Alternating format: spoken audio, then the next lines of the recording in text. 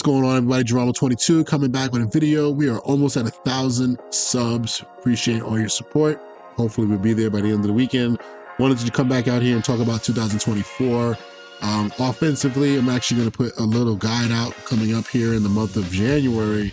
And what I'm going to do is kind of give like a little mini version of what I do on offense, if anybody's curious, but more about breaking down how to go against certain looks that you see in Madden. So, you know, how to beat cover 3, how to beat cover 1, not necessarily how, but just how I do it within my offensive scheme. And that's going to lead into a nice little segue into having the first offensive guide that I want to put out. And what I want to put out is this Kevin Stefanski offense. Really, it is the wide zone, you know, variant offense that is really run from the Gary Kubiak tree.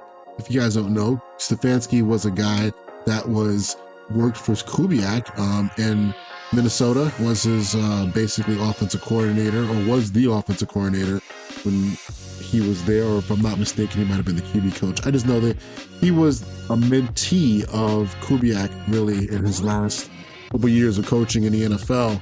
And he runs, you know, the wide zone offense. He runs the boot game off of it. He runs the generic stuff that Kubiak ran when he was in Denver / Houston / Broncos in the 90s, 49ers before that. So just kind of like giving you guys a heads up on that. It's going to be some good sound football if you're looking for a scheme. That's really the difference between this scheme and really the Shanahan scheme is going to be really the formations.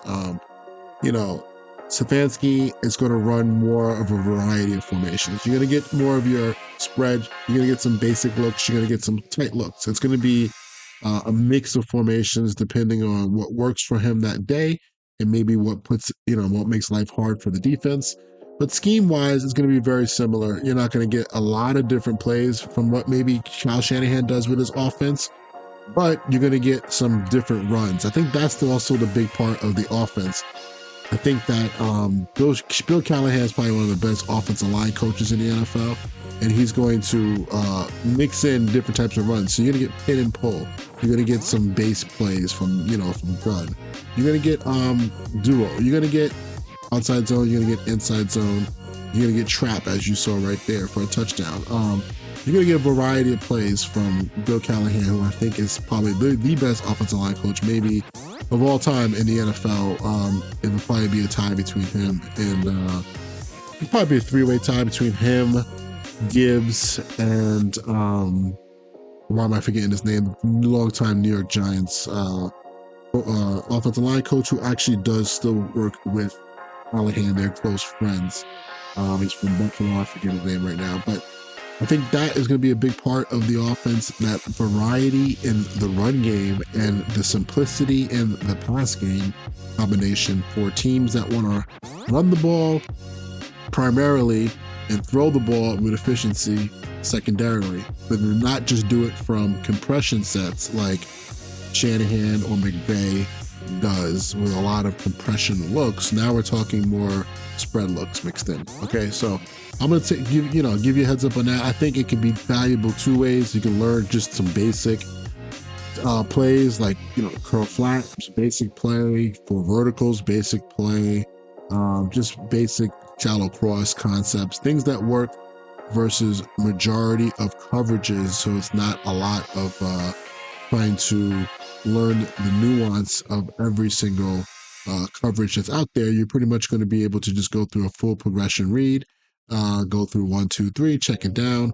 As I feel like that's the reason why Stefanski's had a lot of promise and a lot of highly, you know, he's had a lot of backups playing for him out there in Cleveland, and they've been doing work. Obviously, they've been doing really well. So I think that's the scheme is strong, and having a quarterback who's great is not necessary. You just need to have a good decision maker. So that's where we're heading towards the month of January. Defensively, we're going to keep on improving the wide 9 defense, especially the cover 1 part of it.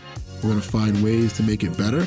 We're going to find ways to disguise things. We're going to find ways to also improve our pressure breakage. So that's where we're heading, and heading into the playoffs, it'll be fun to watch some of these teams. It's going to be a couple Y9 teams in the playoffs, namely the Browns are probably going to make it. The 49ers are going to be in the playoffs. I can't think of anybody else off the top of my head right now.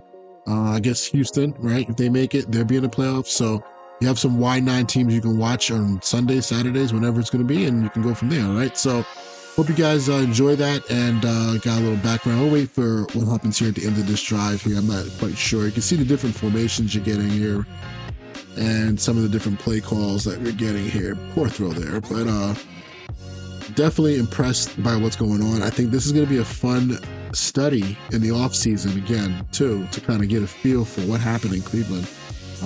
Since I was watching so much of the defense, I figured, hey, let's watch the offense too. So they didn't score in that drive, but that's okay. I wanted to just give you guys a little game film in the background. It's fun to always watch some real life stuff. And I'll talk to you on the next side, man. All right. Make sure you go down, see those links below. Join the Patreon if you want. And we'll talk to you later. Peace.